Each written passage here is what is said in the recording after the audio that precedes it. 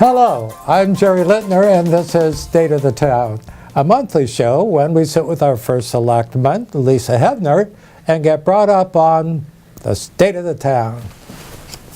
Madam Select Person. Hey, Jerry. How are you? I'm good. How are you? Let me think. Well, I am just fine. I sort of thought before the show today, oh yeah, it's summer. Well, I guess it's fall now. I like that brisk kind of weather. Mm-hmm. Today coming over here was not so brisk. But it was 64 this morning. Well, I know. I slept with my hoodie on last night, but I guess you didn't need to know that, right? But I see you have hair, so you don't have to do that. But then it warmed up pretty quickly, and I guess that's okay. I am not looking forward to dark, short days. I think summer could be maybe you could do something about this, 2 more weeks long. Fall, we could add a couple weeks to that. Spring is kind of okay, but we could add a little more to that. And then that would leave maybe about a month and a half for winter. Now maybe we're going to get that with climate change. Maybe we will. I'm optimistic that we're going to have a good winter. But we won't have any grass left by next year anyhow because our rainfall. It has been a problem. Well, stop gabbing on about that inconsequential stuff. Let's talk about the town. I heard that there was something more definitive on the Big Y. And what is that? Well, the information I have is still the information I have for you in May. And last I spoke with them in May, which was with Matt Demore from Big Y, is that they are still interested in Simsbury, but they were going to delay the start because they were putting their finances elsewhere at the moment. Yeah, but haven't they added to that they're going to start taking down the buildings out there? I have heard that, yeah. Yeah, and that might be as late as 2018, but that they still are interested in the town. Planning to do that. Yeah. Well, and speaking about businesses that will be coming to town, one that is in town that I've had recent exposure to that I'm so pleased to hear it, the bike shop. Oh, isn't that wonderful? Yeah. We had great news there. Yeah, explain what that is. I mean, actually, the way it says it, it's kind of like the first, and I thought, oh, they were the first in the nation. Well, the first in Simsbury. So they got designated as a bicycle-friendly silver business by the League of American Bicyclists, and that's our first designation in Simsbury. And they joined this elite group of people who have received the designation, only 1,200 across the nation. So it's a very big deal, and we're very excited for them. Well, I happen to mention, because I think we're the town, are we a silver-friendly We now? are a bicycle silver-friendly town. Well, I was visiting family in the Midwest, and one of my cousins, she was for years the secretary of that group, and they biked like the Great Wall of China and all this stuff. So I mentioned in passing, well, I was considering getting a bike. Oh. So, well, we had bikes. But they were like the racing bikes. Oh, those seats are so uncomfortable. So we gave them to be reconditioned for that program here in town, for kids, I think. So, but recently thought this 20 pounds that just won't come off, maybe biking would do it. So I was asking them their opinions. And she said, well, what's your town like? I said, she said, it sounds like what you need is a city bike, she and her husband. I said, well, we live in a suburb. You can ride a city bike in a suburb. It's the differentiation that it's not a road bike and it's not a mountain bike. I think the one I got is called a comfort hybrid. And certainly the seat is more comfortable and the handlebars are more comfortable. Well, but you make a great point. So people think of biking as just for the guys in spandex who are speeding, during the Tour de France. And really there are bikes for all levels. And anyone can do it. There's adaptive biking, so if you have a disability, there's a bike for you. If you're slow like me, they have tricycles, they have mountain bikes. I don't use a tricycle, but they do, and they are steadier. So there are grown-up ones for that with 3 wheels, and so there are all sorts of options for people now that didn't exist many years ago. That's right, and they have at the bicycle shop the marriage tester. I ran this by my wife. The two of you sit together. It's 3 wheels. Now that has to be worse than a bicycle built for 2, because at least the person behind you can make expressions when you're saying something they don't agree with, but it would be like, shall we pedal a little faster? I was just thinking we should pedal a little slower. Oh, let's go down to the... I thought we'd go on the bikeway. You just sit there and not move. Right. So there are a bunch out there. I haven't seen that one, but good for you for trying it. And, No, we didn't try it. Okay. We immediately disqualified it. But I nicknamed it the marriage tester. I think that would... It would probably be as effective as a counselor. So anyhow, I was so impressed with this bike shop. And when I mentioned in passing to my cousin and cousin by marriage that, oh, we're a silver town. Wow. I said, that's really hard to get. It is very hard to get. So now a shop right in town got a silver designation. That's wonderful. Yeah, the bicycle seller. So that's right next to Meadows, and it is. It's actually a very big deal. So we're very proud of them, and it's consistent with a lot of the energy that our volunteers have put in around town to make this a bicycle-friendly community. Yeah, we met on the bridge. The woman who said, maybe we mentioned this last week, the borrowing bikes, over Yes. 2,000 of the people in a year are not Simsbury residents. So it brings in a lot of people to town. It lets them explore the town, our businesses, our restaurants, our flower bridge. Yeah. People love it. It's a great attraction that draws people in, and we're very proud of it. And it's all run by volunteers, so thanks to our volunteers to make this happen. A number of things are happening, boom, boom, this weekend. So Oh my we've goodness. mentioned them earlier, and we're kind of late for those because this show won't play before the weekend probably. So, but let's go on to the following weekend. Okay. Because what is it there? It's something of size. We have so much going on. So we've got the Arts and Crafts Festivals on That's this September weekend, 17th though, and yeah. 18th. Well, we'll put it out there because it's pretty cool. Okay. We've It's very cool. We've got the Simsbury Grange Agricultural Fair on Yeah. September 17th. We have the annual Simsbury Fly-In Show on the 18th. Yeah. The giant used book sale at Simsbury That's Library. the one I was right? thinking of. That's the following Right, that's weekend. the 24th and the 25th. Yeah, so hey guys, it is a great deal, and you know, again, all volunteers.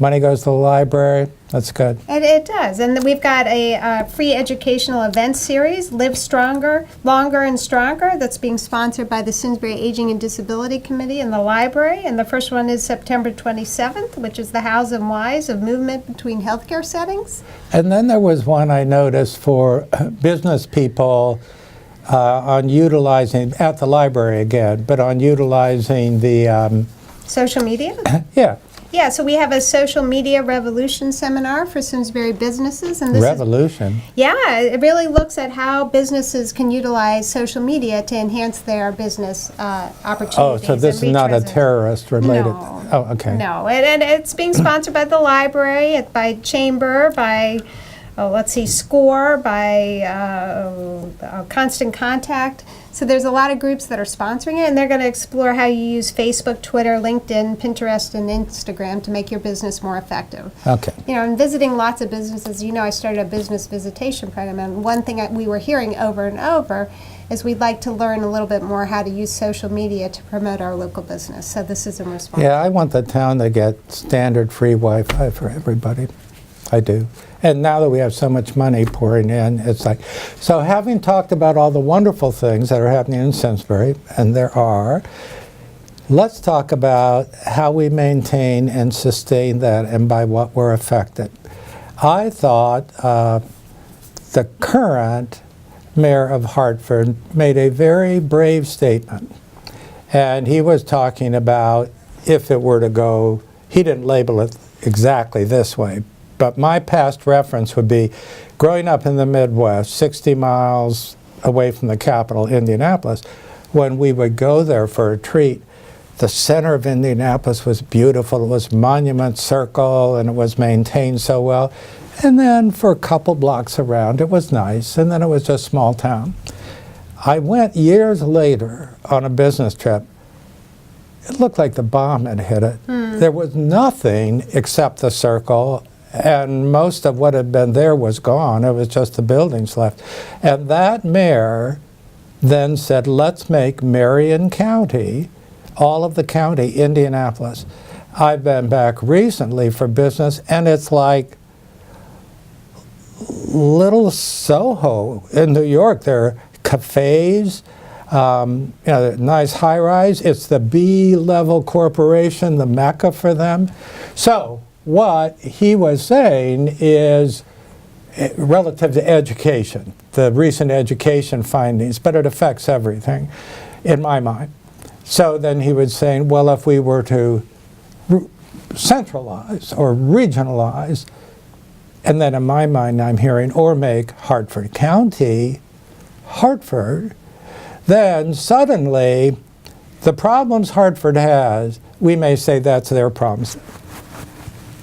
It affects all of us. It affects all of us. It permeates out. So those problems need to be corrected.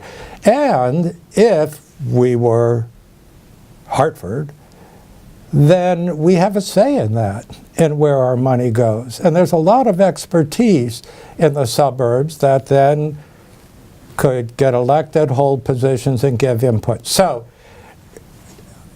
I don't see it happening in my lifetime here, but because, we're all Yankees and that, and I understand that. But I thought it might be timely to discuss it today, to get your overview.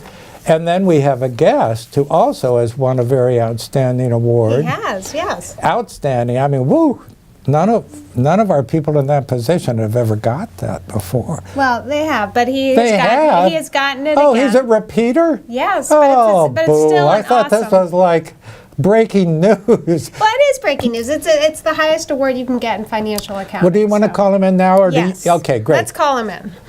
Sean, you want to come join us? Sean Kimball. Put your award out there first, right away. It's very heavy. I wonder what it's worth in money. Scoot closer to Mary, if you would, please. That Mary. would be Lisa. How about Lisa? Or how about Tom? Or how about Anita? Whatever you want, Michael, whatever you want. So this is our Certificate of Achievement for Excellence in Financial Reporting. It's quite a mouthful, but this comes from the Government Finance Officers Association. And basically, this is an award that we have gotten actually for 17 years now. Really? And we're very proud to say that. And so, like, you'd have been considered like you flunked out if you didn't. There's a little pressure. And you'll notice the way they do this award now. They used to give us an individual plaque each year, but now we have these notes, and we have some blank spaces going forward. So we get 10 years on one award. But that does add some pressure that you don't want to, miss one or have. It's going to really stand out. So this basically is an award that recognizes the completeness and the quality of our financials, which is really we call it our CAFR. Our CAFR is our comprehensive annual financial report, which is all of in one nice, easy to read document, is all of the town's finances, budgets, special revenue funds, everything is kind of in one nice and complete document with a nice narrative at the front, which is really what we also get credit for, that really explains how we did over a year. Oh, no, you don't have to give me the plaque. You're trying to take this from us. Yeah, sure. I'm trying to get you a little closer to Tom and Mary and Anita over here. No, congratulations. That's wonderful. Thank you. I will also, in case people don't know you from a face-on face. So it's Sean Kimball. You've now been the finance director for... Well, let's see. I was appointed officially in June. I've been the interim finance director since the end of February of this year. So the interim was a test, huh? A little bit of a test. And they kept looking nationally, and nobody could compare with you. Actually, that's true. So we did do an extensive evaluation, what do you and Sean mean? came What do out you on mean top. saying, actually, that's true? Because you were saying it wasn't true. I wasn't. You listen selectively, because you think I'm going to be a bad boy. I do. So, anyhow... You've matured in your appearance. I have a little grayer, I think, too. Well, that's quite distinguished, but it's like right in this part of the face. I don't know it. Wiser, more sage, and weight of the world. Yeah. But it's a very important position, and he really did rise to the top of a very selective group that applied. So he earned it. And we're so I didn't thrilled say he's you here. didn't. Yeah. Okay. So congratulations on you. having earned it. I appreciate it. I would say you really earned it, is what I would say. That is good. So, actually, you can choose. If you want him to talk about some specifics that are exclusively his area, that's fine. But otherwise, without forcing people to take positions, that's not my point. But a discussion from two knowledgeable people about the impact of flow of money out of Simsbury and a little bit back into Simsbury, and the need to keep the quality here. But what about, let's say, go to the extreme of Hartford County becoming Hartford? Well, right now that isn't the proposal, but you are right that having a very strong capital city is important not only to this region but to the state of Connecticut. And right now it's not. And we do need to take a comprehensive look at how to support Hartford, whether that is regionalization to the extent you've said or some other tax adjustments or stuff like that we're going to be looking at, especially in light of the CJEF decision which came out on school funding. Well, the thing to me that has to be tied to it is if more of our taxes are going to be used, then for any town that is doing that, they should have a say.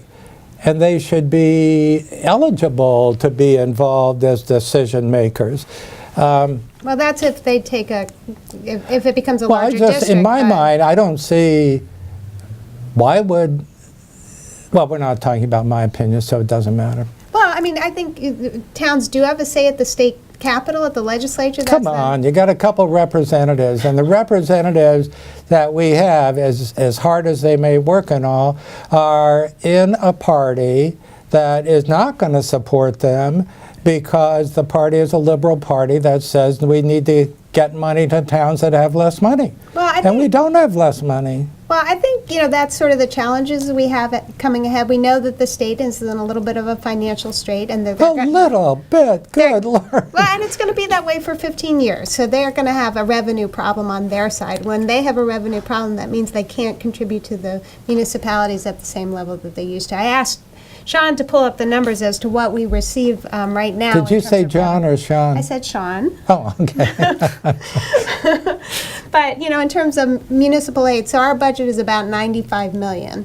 And Sean, can you just walk us through what we get in terms of state aid overall? Now make it interesting. I mean, get people, because you know what they're going to do? If you start getting them to visualize columns and adding and subtracting and a verbal balance sheet, click, we're all dead. We're off the air. He won't do all right, that. I'll keep Make it this exciting. fascinating, Short and sweet. Sean. Well, in answer to what Lisa was just saying, we get about we get about $7.1 million in state aid a year, And that's like a nickel on every dollar we give. Yeah, give or take. But it's about 7.5% of our revenues. So we are not as reliant on state aid as some towns, that's for sure. And this CJEF decision is really interesting too. I mean, obviously, the largest component of what we get is something called the Education Cost Sharing Grant, as short ECS is what people commonly refer to it. And that is really at the heart of the issues that are being grappled with in that decision. And that accounts for a little bit under 10% of the education's budget if you were to compare it to their Well, I was going to say, because doesn't our educational budget locally come from property taxes? It does. So most of our revenue, as you can see, if it's only $7.1 million coming from the state and our budgets combined are $95 million, most of our revenue that we collect does come from property taxes. And we do know as a public policy that that is a bad way to fund local education. But how else would you fund it? Well, they could increase. Right now, we're underfunded on educational cost sharing. The state could meet its obligations and fund more to the municipalities. They have not done that for many years, so that's one way. So you relieve. But they some of don't the have pressure. the money. Well, that's one of the issues we're going to be grappling with as a state. You're right. So there are some issues out there. Now, what the CJEF decision said, the judge said, I'm not going to make you spend more money on education, but whatever you spend, the state, you need to do it in a rational way, and right now you're not doing that.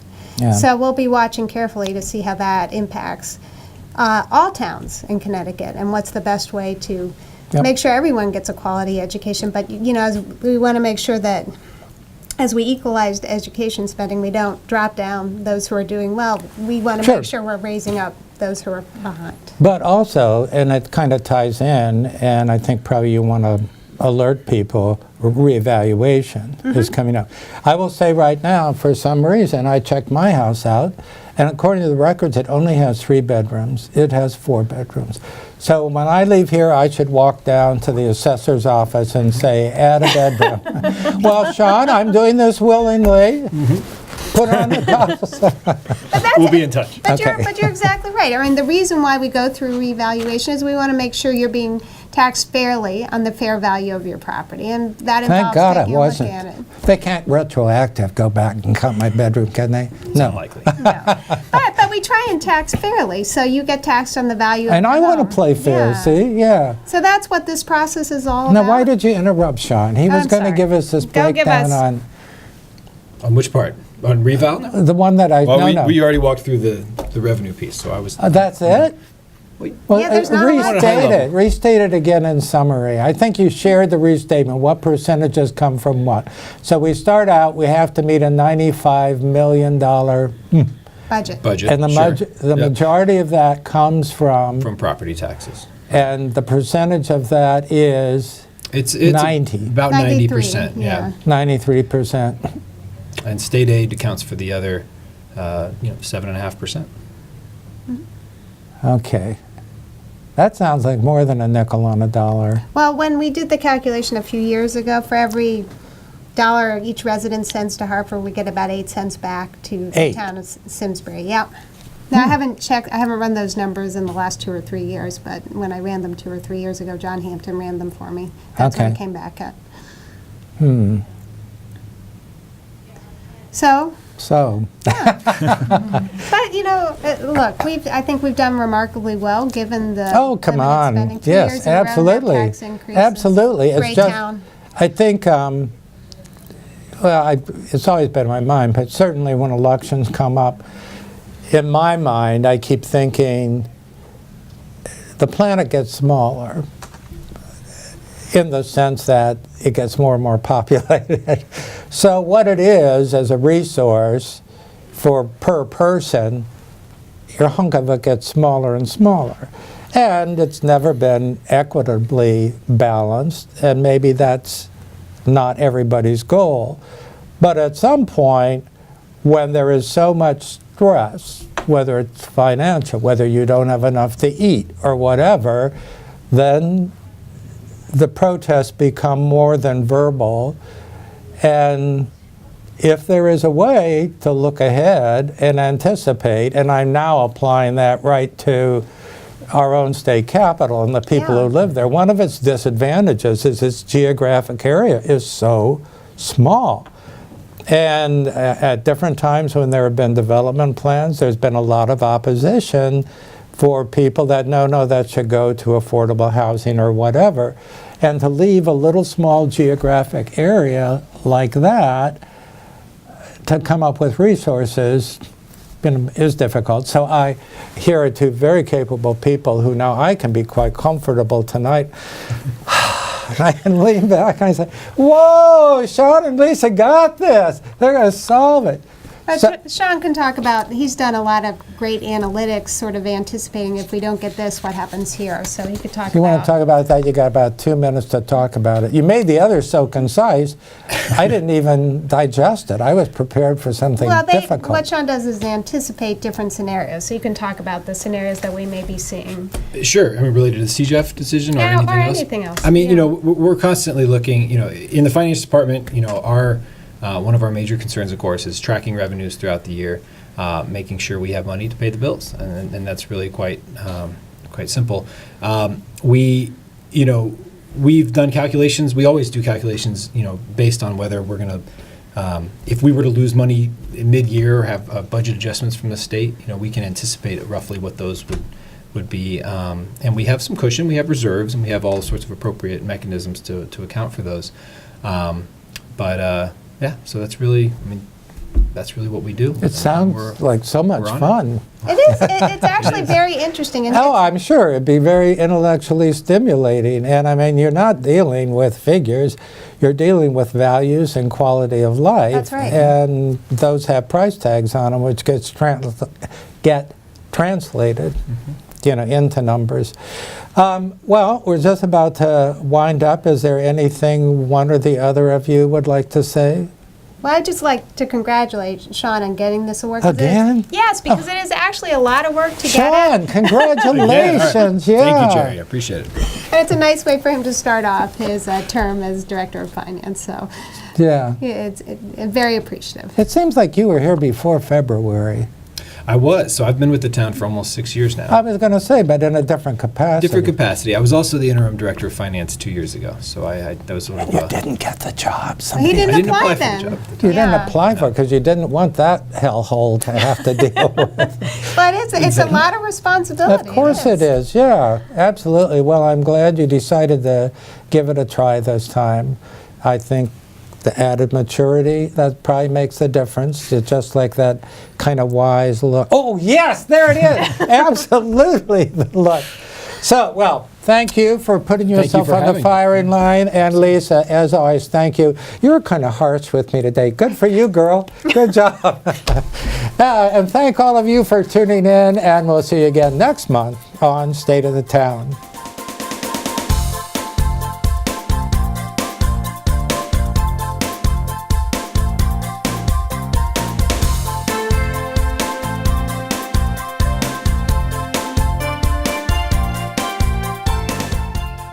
Funding for Simsbury Community Television is provided in part by contributions from viewers like you. Thank you.